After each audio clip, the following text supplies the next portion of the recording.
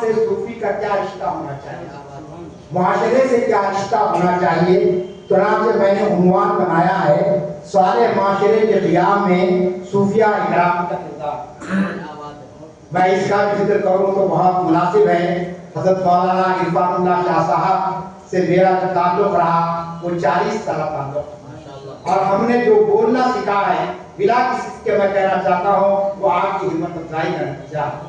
انجمن safe الاسلام قائم ہوئی تھی آج سے 40-45 سال پہلے خلوت میں، اور وہاں پر مقابلے ہوتے تھے، اور حضرت سے میں کئی مرتبہ کہا کہ نوجوانوں کی تربیت کا جو آپ کام کر رہے تھے اس کو جاری رکھیں تاکہ ایک نسل ہماری تیار ہو سکے، دین کے قریب ہو سکے۔ چنانچہ اس درسگاہ سے، اس مرکز انجمن کے ذریعے خلفائے راشدین پر اور اولیاء کرام پر، اور سب سے بڑی بات مجدد الف ثانی پر جو کام انجمن سیف الاسلام نے کیا ہے، میں سمجھتا ہوں کہ ہندوستان کی کسی اور تنظیم نے وہ کام نہیں کیا۔ تو یہ صورتحال ہے ہمارے پاس، اور اس سلسلے کو اگر ہم جاری رکھیں گے تو لازمی چیز ہے کہ آنے والی نسلیں اس سے مستفید ہو سکیں گی۔ لہٰذا مولانا عرفان اللہ شاہ صاحب کا میں مشکور ہوں کہ ہماری علمی استطاعت کے بڑھانے میں آپ کا بھی بہت بڑا رول رہا ہے۔ تو میں اپنا رسالہ پڑھ دیتا ہوں کہ انسانی معاشرے کی فلاح و بہبود اور معاشرے میں امن یکجہتی کا انحصار اخلاقی اقدار کے فروغ، مذہبی رواداری کے مظاہرے اور باہمی محبت الفت کے جذبات کو پروان چڑھانے پر ہے۔ ایک صالح معاشرہ وہ ہوتا ہے جہاں انسانی قدروں کو اولین ترجیح دی جاتی ہے، اور جہاں بلا لحاظ مذہب، رنگ، نسل، علاقہ، ذات اور جنس سب کے ساتھ عدل و مساوات کے پیمانے یکساں ہوتے ہیں۔ ایسا معاشرہ ایک دوسرے سے اخوت، ہمدردی اور اظہار قربانی کا جیتا جاگتا نمونہ ہوتا ہے۔ صالح معاشرے کی تشکیل جہاں ایک شرعی فریضہ ہے، وہیں ایک بنیادی انسانی ضرورت بھی ہے۔ وہ معاشرہ جہاں وحدت الہ اور وحدت آدم کے ساتھ احترام آدمیت کا عملی مظاہرہ ہو، وہ معاشرہ ہی دراصل صالح معاشرہ کہلا سکتا ہے۔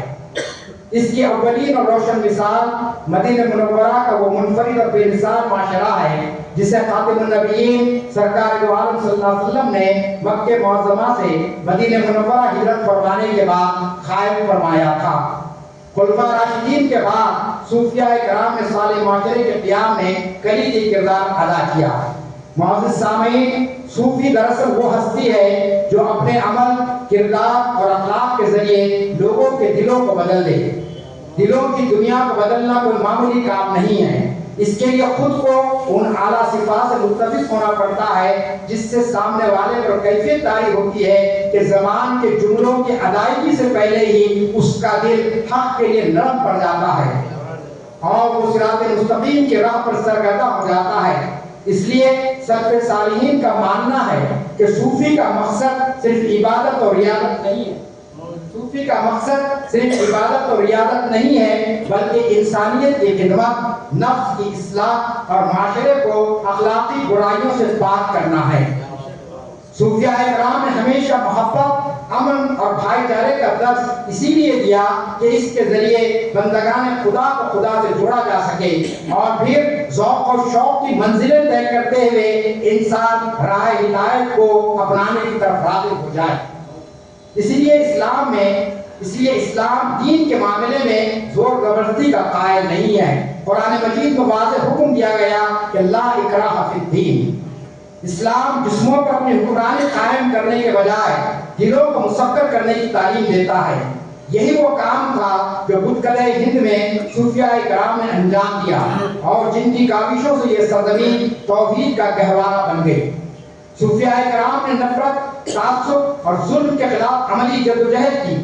ان کا طرز تبلیغ جبر کے بجائے محبت پر مبنی تھا۔ اسی لیے مختلف مذاہب اور قوموں کے لوگ ان سے ایسے متاثر ہوئے کہ آبادیوں کی آبادیاں اسلام کے آغوش میں آ گئیں۔ صوفیہ کرام نے اپنی سادہ زندگی اور اعلیٰ اخلاق کے ذریعے لاکھوں قلوب کو روشن و تابندہ کر دیا۔ آج کے انسانی معاشرے کے اندر لوگ مطالعہ نہیں کرتے ہیں، اسلاف کی زندگیوں کو نہیں دیکھتے ہیں، بلکہ صوفی کی زندگی ان کے سامنے عملی نمونہ پیش کرتی ہے۔ صوفیہ کرام نے انسانی معاشرے کو صحیح خطوط پر رکھنے کے لیے غریب اور امیر اور حاکم و محکوم کے درمیان میں کوئی فرق نہیں رکھا۔ وہ ہر انسان کو عزت و احترام کی نظر سے دیکھتے تھے، چاہے وہ غریب ہو کہ ان پڑھ ہو۔ انسانوں کے ساتھ ان کے اسی رویے نے صالح معاشرے کی بنیاد ڈالی۔ صوفیاء کرام نے لنگر خانے، خانقاہیں اور سماجی خدمت کے ذریعے معاشرے سے بھوک، غربت، تعلیم کی محرومی اور معاش کی ترقی کے عملی اقدامات کیے ہیں۔ میں اور آپ جانتے ہیں کہ آج کا ہمارا معاشرہ بھوک سے کس طرح بلک رہا ہے۔ کسی بھی ملک کی نصف زائد آبادی اپنے آپ کو 2 وقت کی روٹی پانے سے محروم ہے۔ غربت کا معاملہ یہ ہے کہ لوگ صبح میں کھاتے ہیں تو شام میں بغیر کھائے کہ وہ سو جانے پر مجبور ہو جاتے ہیں۔ ایسے حالات کے اندر صوفیاء کرام اگر سماج سے نہیں جڑتے ہیں تو لازمی چیز ہے کہ وہ اپنی ذمہ داریوں کو کما حق ادا کرنے میں ناکام ہو رہے ہیں۔ صوفیاء کرام باطن کی پاکیزگی پر اس لیے زور دیتے تھے کہ جب انسان کا باطن سمجھ جاتا ہے تو معاشرہ خود بخود اصلاح کی طرف آتا ہے۔ دنیا کے سارے قوانین بنانے والے اس بات پر متفق ہیں، دنیا کا کوئی بھی قانون انسانوں کے ظاہر پر نافذ کیا جا سکتا ہے، باطن پر نافذ نہیں کیا جا سکتا ہے۔ باطنی تبدیلی صرف اور صرف معاشرے کے پاکیزہ افراد کے ذریعے ہوتی ہے، اور اسلام میں خانقاہی نظام کا مقصد یہی ہے کہ انسان کی باطنی کمزوریوں کو دور کیا جائے۔ انسان کا باطن اگر آلودگیوں کا شکار ہو جائے تو باہر سے کتنی ہی کوشش کر لی جائے اس کا کوئی مثبت اثر دکھائی نہیں دیتا۔ اسی لیے آج معاشرے میں برائیوں، بدکاریوں کا کلام متناہی سلسلہ شروع ہو چکا ہے۔ برصغیر تبصرہ بتا دوں میں آپ کو، ایک ہفتے میں ہمارے پاس 8 قتل ہوئے حیدرآباد میں۔ آپ اخبارات پڑھے دیکھ رہے ہیں، ہر طرف مادیت کے بڑھتے ہوئے سیلاب نے روحانیت کو ختم کر دیا ہے۔ صالح معاشرے کے قیام کے لیے صوفیاء کرام نے صبر، توکل، شکر، عاجزی اور احسان کی تعلیم دی ہے۔ معاف فرمائیے، آج مسلم معاشرے کے اندر کہیں آپ کو صبر، توکل یا عاجزی نظر آتی ہے۔ ہر شخص اپنی دنیا میں مگن ہے اور ہر شخص یہ چاہتا ہے کہ بس اس کی مرضی ہی پورے معاشرے پر نافذ کر دی جائے، جس کی وجہ سے عدم برداشت، بے صبری، انتقام، تشدد اور کسی کے ساتھ ناروا سلوک کی مختلف خبریں ہم اخباروں میں پڑھتے ہیں اور سوشل میڈیا کے ذریعے دیکھنے میں آ رہی ہے۔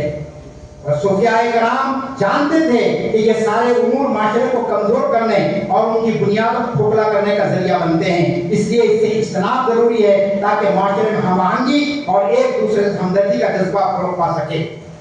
آج کی عصری دنیا میں صوفیاء کرام کی تعلیمات کی سابق یا ماضی کے دور سے زیادہ اہمیت ہے، کیونکہ آج کا معاشرہ بہت ساری گندگیوں کا شکار ہو چکا ہے۔ اگرچہ کہ آج کا دور علوم و فنون کی ہوش ربا ترقی کا دور ہے، معلومات کا کتھا سمندر انسان کے پاس موجود ہے، لیکن اس کے باوجود جیسا کہ اقبال نے کہا تھا کہ ڈھونڈنے والا ستاروں کی گزرگاہوں کا اپنے افکار کی دنیا میں سفر کر نہ سکا۔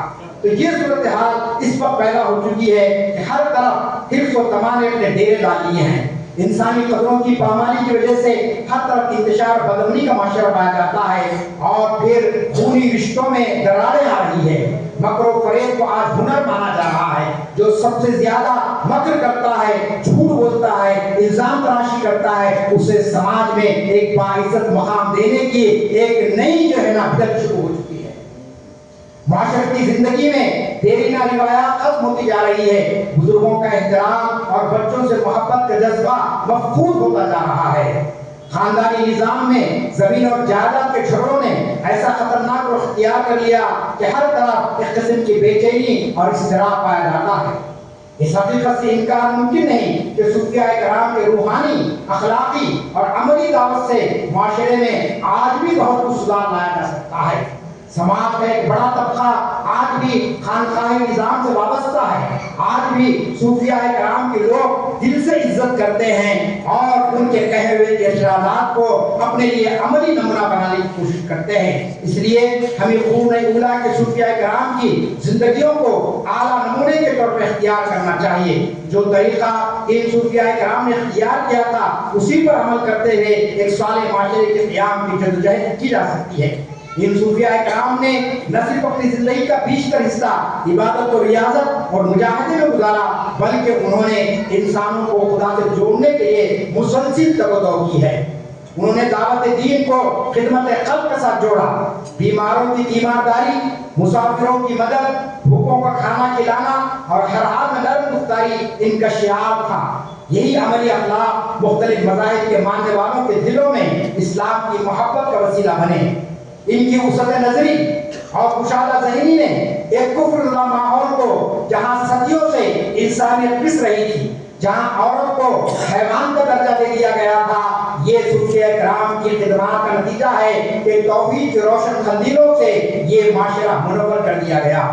ان صوفیاء کرام نے کبھی اپنے زور خطابت یا مناظروں پر انحصار نہیں کیا، بلکہ اخلاص اور محبت کو اپنی دعوت کا زینہ بنا کر انسانوں کے دلوں میں ایک خدا کی محبت پیدا کی۔ وہ ہمیشہ خیر کی دعوت دیتے رہے، لیکن انہوں نے انسانوں کے مزاج اور ماحول کی مناسبت سے اپنی بات رکھنے کی کوشش کی تاکہ معاشرہ کوئی تناؤ یا تصادم کا شکار نہ ہو جائے، جس سے لوگوں کے دلوں میں اسلام سے محبت کے بجائے دشمنی اور عداوت بڑھ جاتی ہے اور معاشرے کے شرپرست عناصر کو بدامنی پھیلانے کا موقع مل جاتا ہے۔ صوفیاء کرام نے قرآن حدیث کے پیغام کو سادہ، غیر مناظرانہ اور روحانی انداز میں پیش کیا۔ وہ محبت الہی، اطاعت رسول صلی اللہ علیہ وسلم اور انصاف و امانت جیسے اخلاقی اصولوں کو اسلام کی دعوت کی بنیاد بناتے تھے۔ ان صوفیاء کرام کے کردار کی خوشبو اور ان کی صحبت کی حرارت نے ہزاروں انسانوں کو اسلام کے قریب کیا ہے۔ آج ضرورت اس بات کی ہے انہی اوصاف کو اپنا کر خانقاہ نظام کے علمبردار سارے معاشرے کے قیام میں کلیدی رول ادا کر سکتے ہیں۔ معاشرے سے اہل خانہ کی بیگانگی اور دوری نہ اسلام کی نظر میں پسندیدہ ہے اور نہ یہ عمل ان بزرگان اور ان برگزیدہ صوفیاء کرام کو خوش کرنے والا ہے جن کا ہم نام لیتے ہیں۔ باقر میں اقبال کا یہ شعر پڑھ کر اس کو ختم کرتا ہوں۔ نہ تخت و تاج میں ہے نہ لشکر و سپاہ میں ہے، نہ تخت و تاج میں ہے نہ لشکر و سپاہ میں ہے، جو بات مرد قلندر کی بارگاہ میں ہے۔ وآخر دعوانا ان الحمد للہ رب العالمین۔